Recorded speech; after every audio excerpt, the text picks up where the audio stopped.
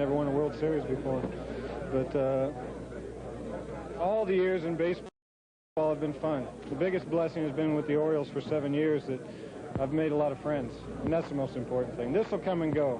2 weeks from now, we'll have bills to pay and start getting back in shape again, and this stuff comes and goes, but your family and the Lord and things like that will be with you forever, and they're the most important. A lot of people before the game, myself included, said, hey, Eddie's going to smack a couple today. Were you just trying to make us truthful people? Is that what it is?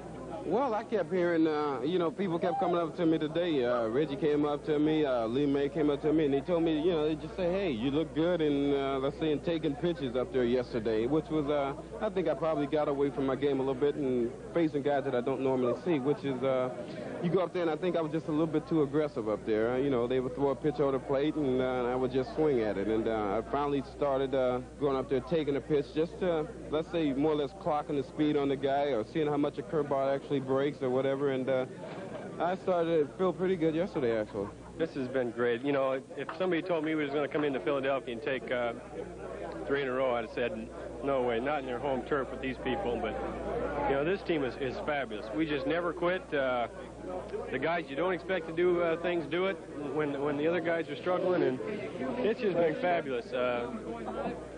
Oh, my goodness. Is that cold? That must have been hooligans. Is that a fabulous feeling, too? Fabulous. Any feeling like this ever? I doubt it. When you know, when you set out in spring training to reach this pinnacle and then you win the World Series, the enjoyment you get is having accomplished everything that you set out to do.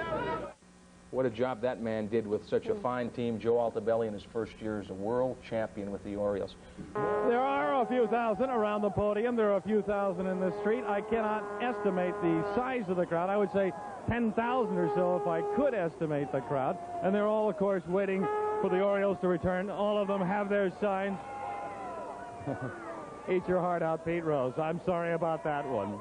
But Andy Barth is with me now, and you sample a few crowd reactions, too. I certainly have. You know, I make it a point not to go out on New Year's Eve, and this reminds me why I always feel that way. It is a large crowd, well-fueled, and you know, although they haven't been allowed to go into the stadium, it's interesting, Volume Services, the folks who sell things here at the stadium, have brought out the beer vendors. When the last out was made and the Orioles had it won, the fans took it personally.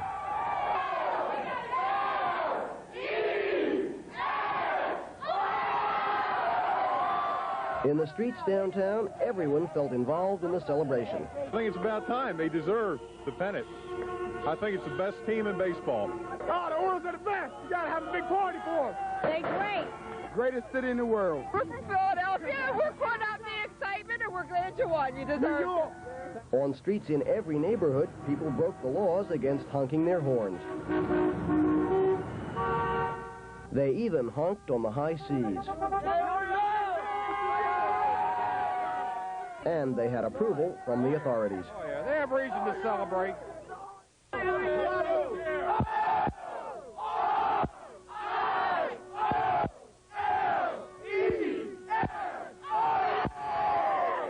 There was a lot more than just dancing in the streets tonight over the Orioles win in Philly.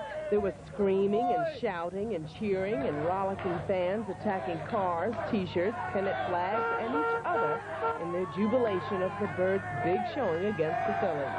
What a way to go, man. This is the only thing that could have been done this year. I said it in spring training. We were going to win it. We won it. And we won it convincingly. There wasn't no turkeys on the Orioles team this year. Several police units were on the scene in the 3400 block of Green Mount Avenue near the Stadium Lounge because of the festivities. And finally, sections of the street had to be blocked off and just given to the partiers. Now, this was done on Philly's home turf. I mean, really. Being from New York, I think it's great. You mean you're not a Yankees fan anymore? No. Just one. I just got to say thank God for Alva Valley and the Orioles. Does this say it all, or does this say it all?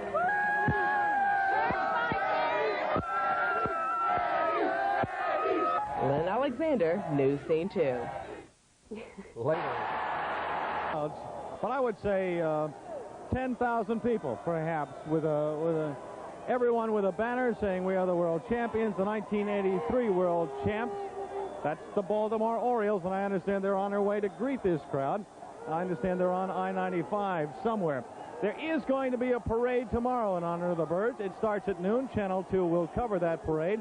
Lynn Alexander will tell us more about that parade. Is when he breaks out of a slump, he really does it. And it was mentioned in the booth. Howard said it. In the last ball game, it looked like Eddie Murray was swinging the bat a little bit better. He's had a couple of pitches like that earlier in the series and hasn't been able to do much with them. But he certainly got all of that one. You could see by his demeanor today, he knew he was getting back into his hitting groove. It was only 1 run in the second inning, only a 1-0 lead, but the Murray home run really set the stage. His teammates saw that Eddie was out of the slump. That gave him a lot of confidence. Rick Dempsey, who later became the series' most valuable player, homers here in the 3rd inning. The Matthews leap wasn't enough that time. He robbed Shelby the day before, 2-0. Then it was Eddie's turn once again in the 4th inning. After a walk to Cal Ripken, deep out into right field, just about off his name on the scoreboard out there. Hudson in bad trouble at this point, down 4-0. The 3rd postseason homer for Eddie. 5th inning, more of the same. The long ball, this time not over the wall, but off the wall, as Dempsey delivers again. His 5th extra base hit of the series, 4 doubles and a tater for Rick. That set a series record for extra base hits in a 5-game series.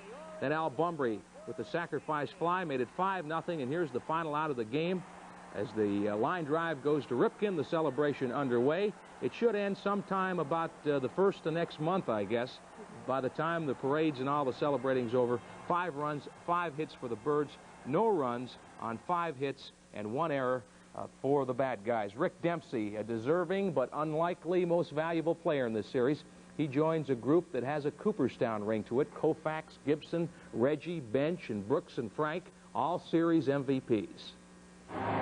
Rick Dempsey has just been named the unanimous most valuable player in this, the 1983 World Series. Certainly Rick Dempsey isn't in the same class as those superstars.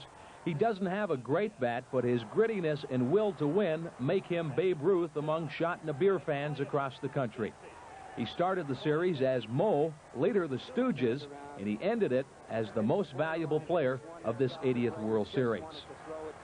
I must have changed roles somewhere. Somebody mistook me for somebody else for once, but I don't know. I'm glad that I was able to contribute. It just seemed like, I don't know, the batter's box was a little different. Something was a little bit different because I never expected I'd get the biggest hits, you know, or end up being the MVP of this ball club. We got so many guys that are deserving of that award, and I was just happy that I was chosen. Let's recap the drive to the car for Rick. It started in Game 2 last Wednesday night at the stadium. The score tied at 1. The Dipper doubles. Dower comes around to score, and Baltimore leads 2-1.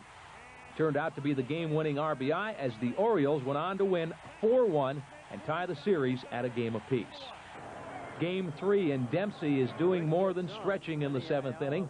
Here he lines a double. 1 of 5 extra base hits for Dempsey in the 5-game series.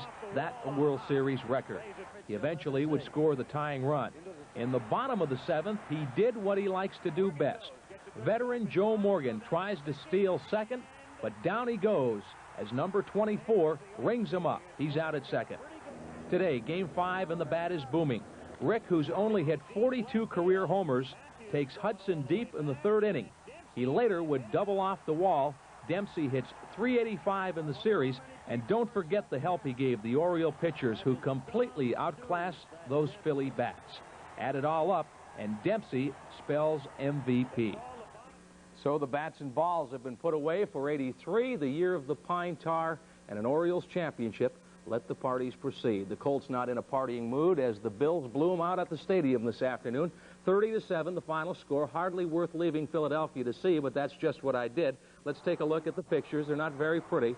Without Hatchett's feet, the Bills go deep. That's pretty much what they did. They went deep, they went short, and dominated all day. Colts with a chance to take a 7-0 lead here down near the goal line. Randy McMillan fumbles out of the end zone. It's a touchback, and the Bills took over on the 20. Pagel scrambles here and picks up about 20. Mike was the Colts' top offensive threat today as he ran out of the pocket several times for good gains.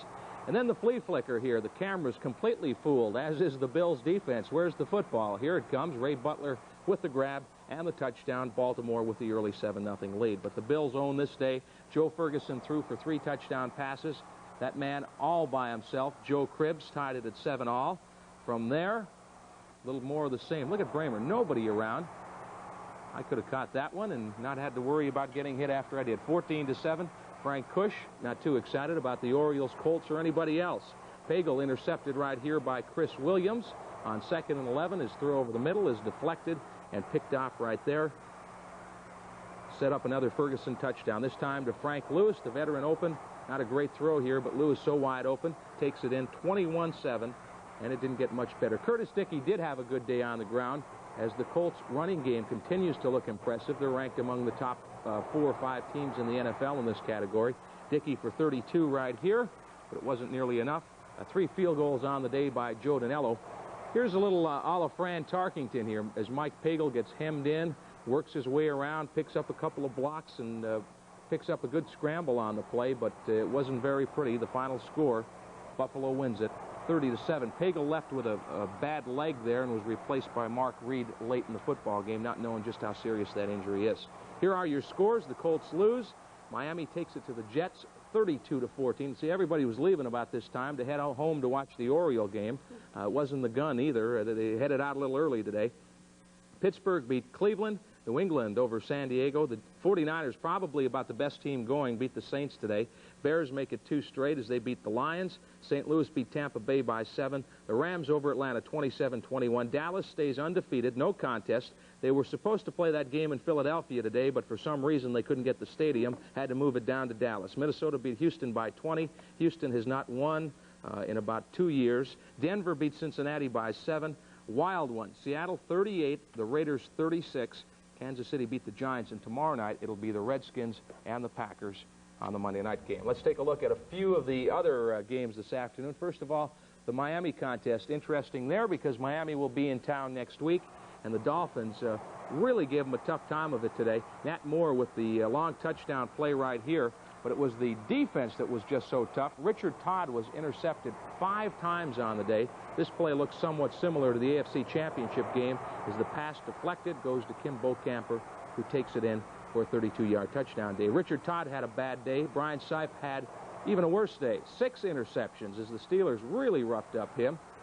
Pittsburgh has owned this series with the Browns. More of the same. Mike Merriweather with 2 interceptions. This time he tiptoes down the sidelines, scores the touchdown, then clicks stop. Takes it up top to Calvin Sweeney. That for a score of 40 yards. No contest there. The Patriots came from behind today to beat the Chargers. Tony Collins did most of the work. A 7-yard touchdown there. Here Collins takes it in from 10 yards out as the Pats pull a pretty good upset over the San Diego Chargers. And finally, we mentioned the Houston Oilers. Remember what the Colts were to the NFL last year? Well, the Oilers have taken over that role. They've lost 13 straight. They fired their head coach this week, so the new guy came in and he said, I can do as good as that last guy did. They lose another one. Pam Shriver lost that tennis tournament today, defeated by Martina Navratilova in the championship match. That will do it for at least now. Around the parking lot here at Memorial Stadium, more people keep pouring in. The Birds haven't arrived yet. They're expected to arrive momentarily. Bob, just back from Philly. I brought with me a Fanatic, which we can turn upside down. Yes, the Bird. Also, it is time to shot. You can hear the crowd. Take a look out there. Look at the crowd. Imagine what they'll be like when the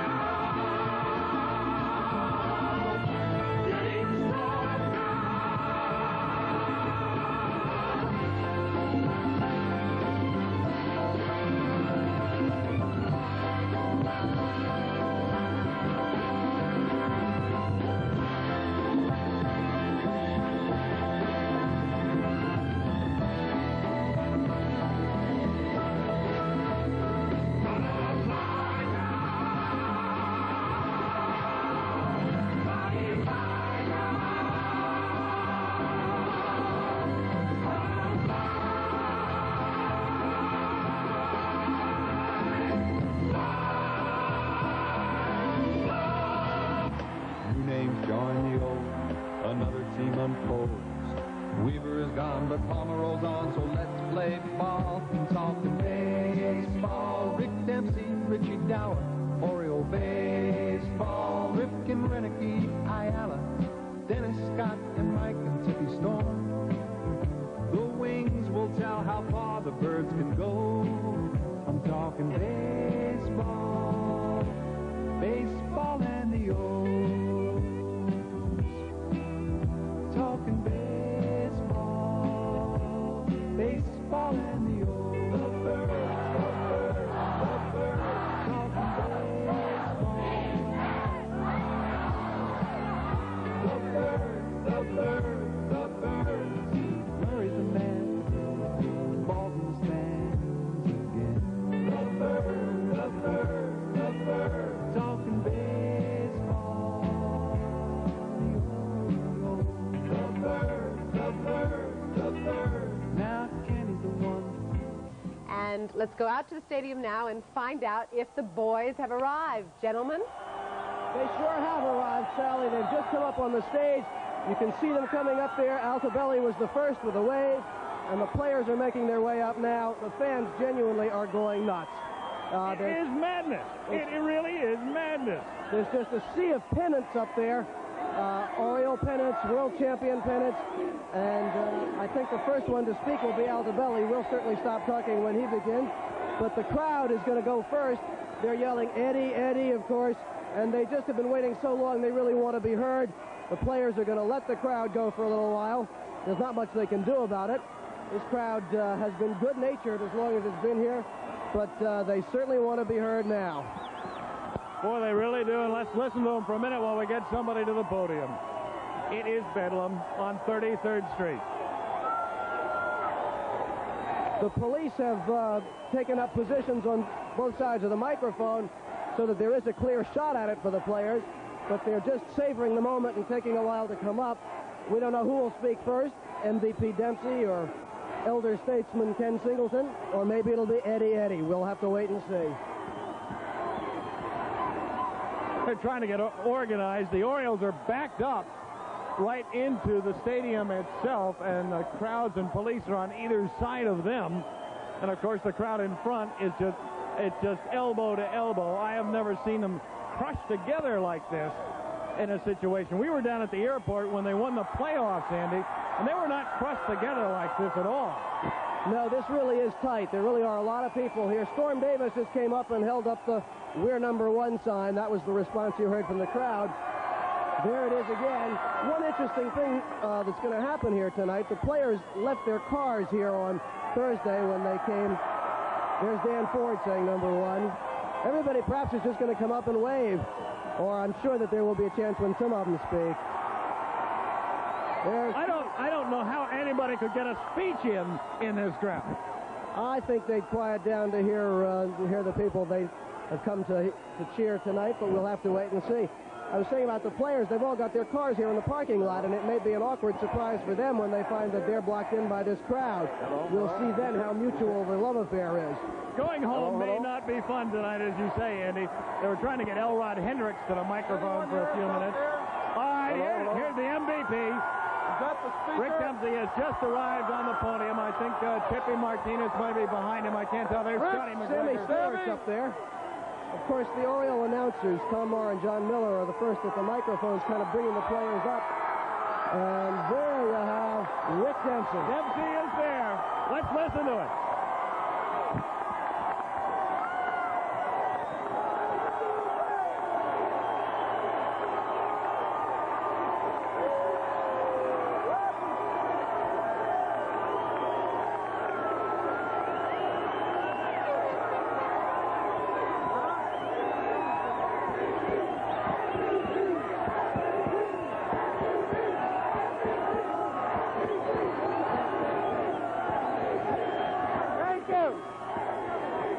Thank you. I don't know, is it on? Can you hear me?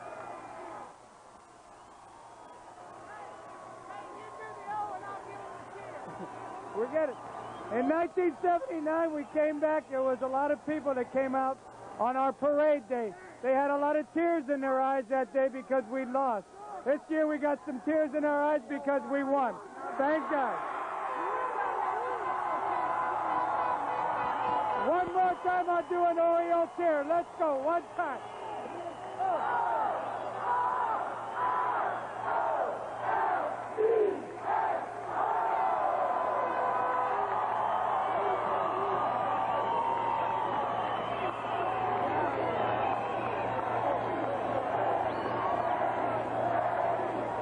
They want me to tell you that tomorrow at Mount Vernon Place there's going to be a parade at 12 o'clock tomorrow.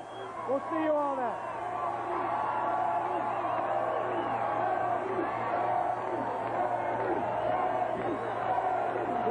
Todd Cruz, Oriole third baseman. Todd.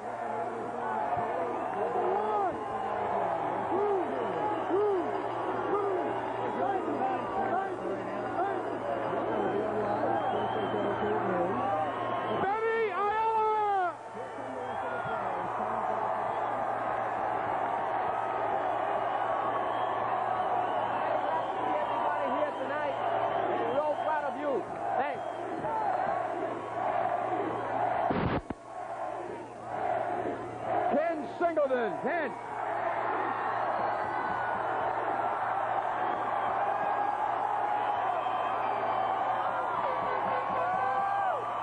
So the number one Bears in baseball, the number one team.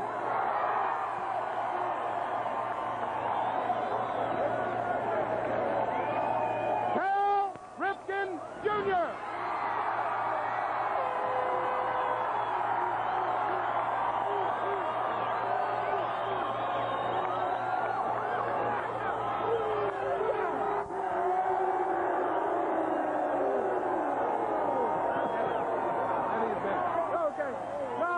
Say one thing. You remember the Chicago? No. Yeah. Well, we want to do it. John Shelby, Todd Cruz, and me. We're going to do our own version. All right? Let's go.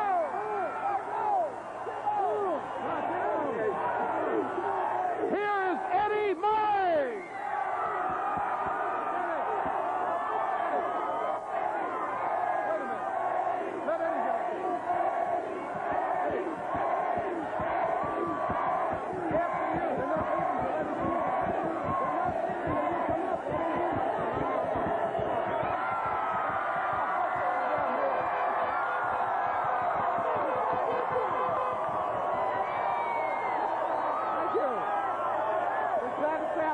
We brought it back for you. We are the best in 83.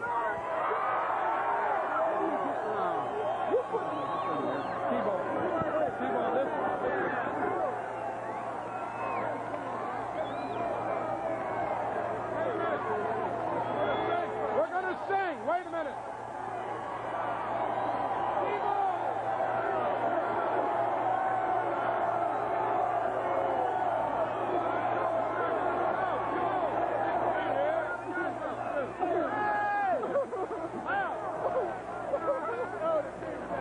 Can they hear us?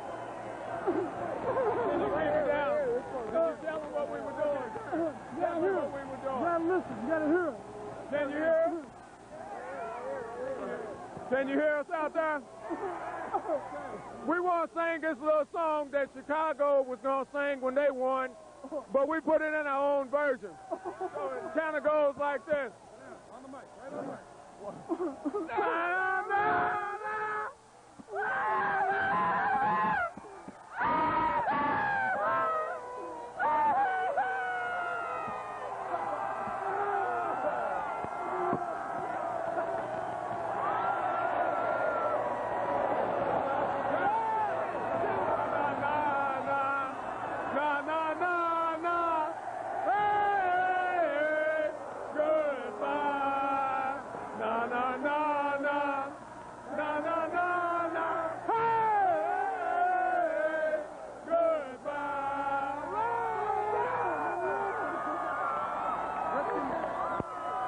Ladies and gentlemen, he pitched a shutout against the Phillies, Scotty McGregor.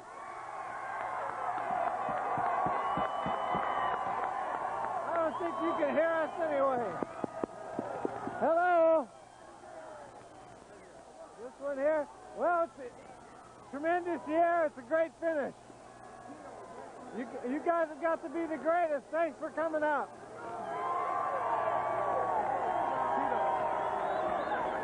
He had a home run in the playoffs today. He made a spectacular catch.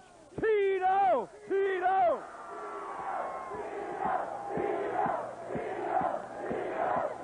Thank you all very much for letting me be a part of this. It's been wonderful to be here in Baltimore, and I look forward for many more years. You guys are the greatest. In postseason play, the White Sox and the Phillies had a hard time scoring runs. We had a great pitching staff. Pitching coach, Ray Miller.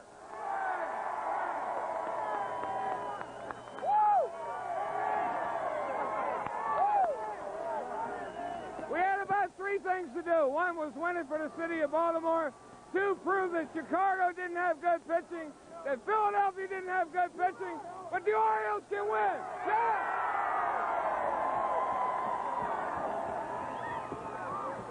Also here tonight, if you look over there, is the moon. That's where Eddie Murray hit 2 home runs to the moon. Everybody kept talking about the Oriole organization. Here's the man who made it all happen at the top, General Manager Hank Peters. All right, we brought you the only thing we could to pay you back for what you've done for us.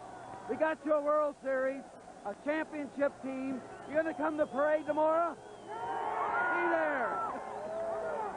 A lot of people think that number 44 means Reggie, but in Baltimore it means Ellie, Elrod Hendricks. Thank you. Thank you all for showing up tonight. We've waited a long time for this, 13 years to be exact. And I'm happy that we finally did it. I've been lying to you for 4 years, but we finally have done it. We beat 2 good ball clubs to get here. Thank you.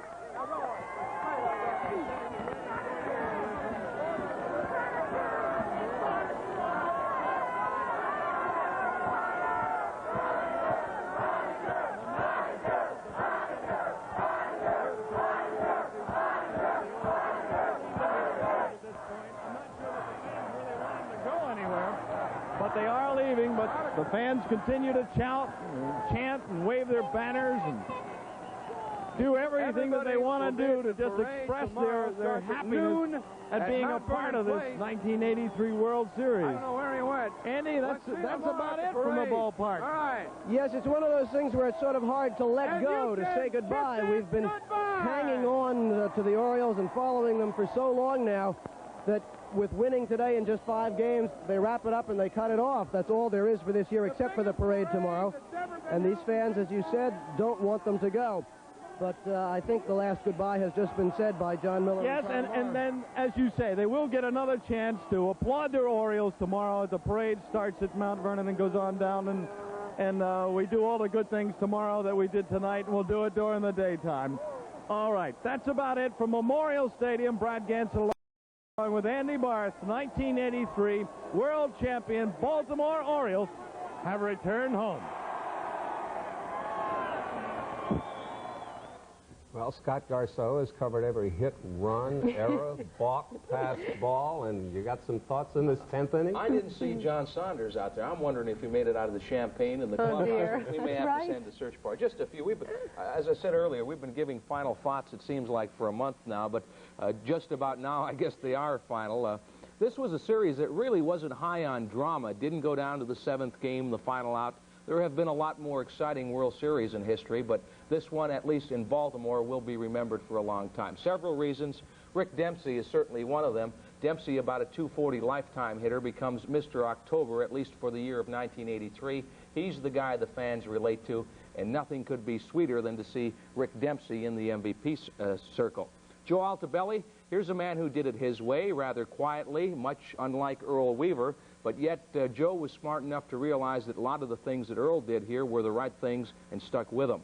Jim Palmer, a man given up for dead. We thought we would see him only as a pinch runner in this series. Instead, Palmer comes through and wins a key game in the series. Eddie, all the pressure on him until today. He hits 2 home runs and shows who Eddie Murray is. And the 3 Stooges, we'll remember them. Dempsey, one of the Stooges. Mo, the leader of the bunch, turned out to be the MVP. And as has often been said about this Oriole team, this team may not have the best players, but at least for this year, we know that Baltimore had the best team. You really expect